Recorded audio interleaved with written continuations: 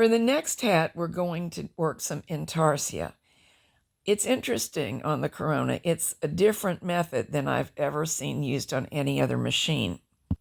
Intarsia looks its best from the knit side of the fabric, so I'm just returning to the little rolled hem that we use for casual hats, and for the cast on, after the waste yarn rows, I'm E-wrapping, and I'm going to give you some E-wrap details in another video because it wasn't that easy for me to learn to E-wrap on the Corona, even though it's my go-to easy-peasy cast-on for many machines.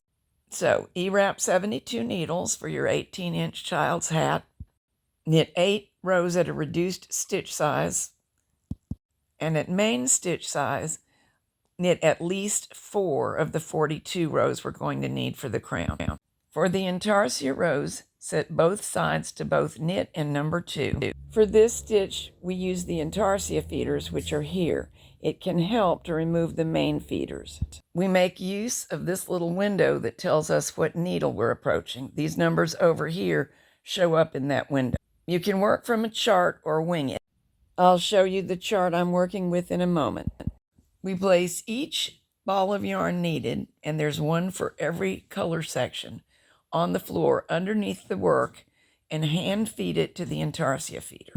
Coming from the right, I'm knitting over to the center, feeding the white yarn. That's going to be one of my background colors. The point of my heart is going to begin at number 1 right. So I stop, make sure the white yarn is in all the necessary hooks up to 1 right, and then hang my pink yarn in 1 right. And I'm going to divide the work. It's going to be blue on the left.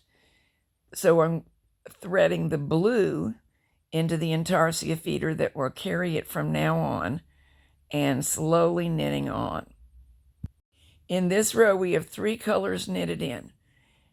At the very bottom of the design, we will need to twist the yarns together and weave them in later in order to avoid holes.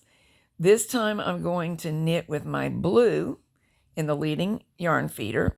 Then the heart's going to widen out, so we will hang pink in the next 3 needles, which will be needles 1 left, 1 right, and 2 right.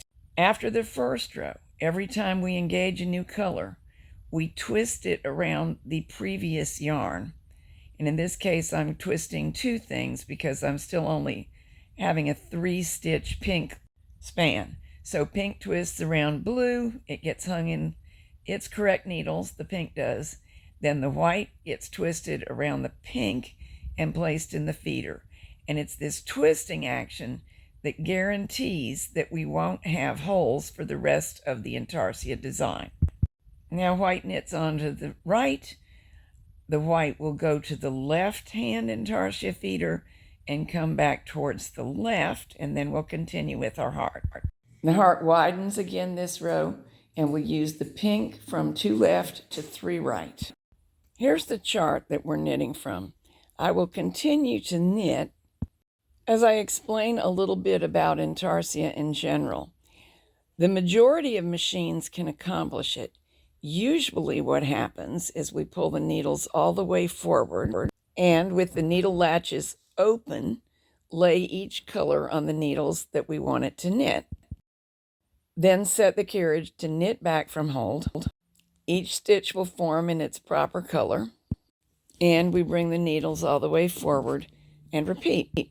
An intarsia carriage does the job of bringing the needles forward so we can hand lay in the yarn the next row automatically, but it does not select needles automatically.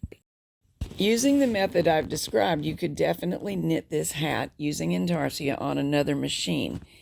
It would be the identical process, but it doesn't look like the same process because of the fact that Corona are set up in such a way that we let the intarsia feeder lay the yarn in the hooks, and we only intervene when we need to change colors, and we can access the needles so it works.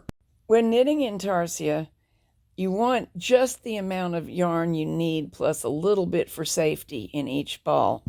And it doesn't have to be balls. I have another video on intarsia where I show you a number of options. One nice thing is intarsia bobbins, which keep things tidier. I wasn't going to do it for any more than 7 rows for this project, and it didn't involve a great deal of yarn, and I didn't have bobbins handy, so I just went with the balls. Bobbins are great for larger projects. Here you can begin to see how the wraps are preventing there from being any holes, so the fabric will look continuous from the knit side. Well, it will be continuous, and that's how we make it happen, the twisting of the yarns every time they meet. When we get to this point in the design, we put some white between sections of pink in order to make the shape of the top of a heart. You might imagine that it would be okay to extend the yarn from this batch of white over for that one little stitch, but I tried it and I didn't like it very much. It looks a lot better to have a separate yarn for every single color change.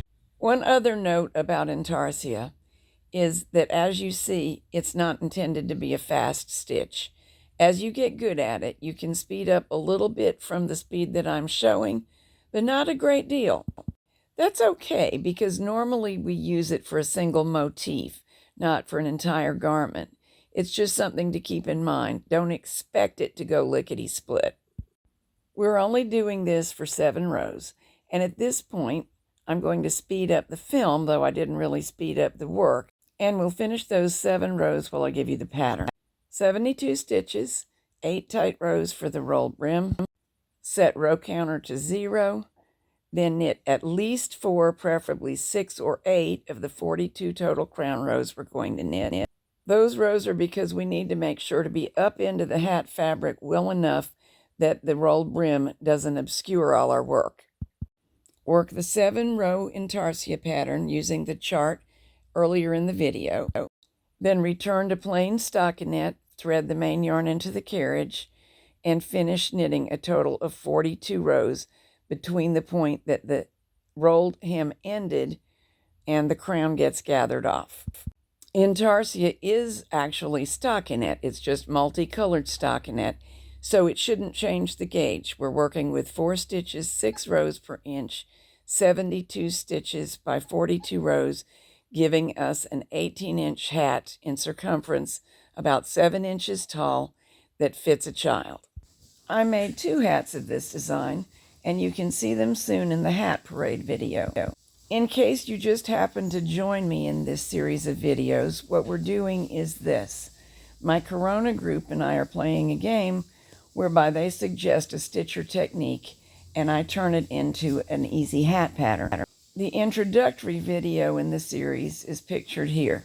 This series is loosely based on my book, Stripping for Charity, which has more sizes and gauges of hats. Here's the table of contents, and all of the hats I'm making are going to be donated to my favorite hat charity.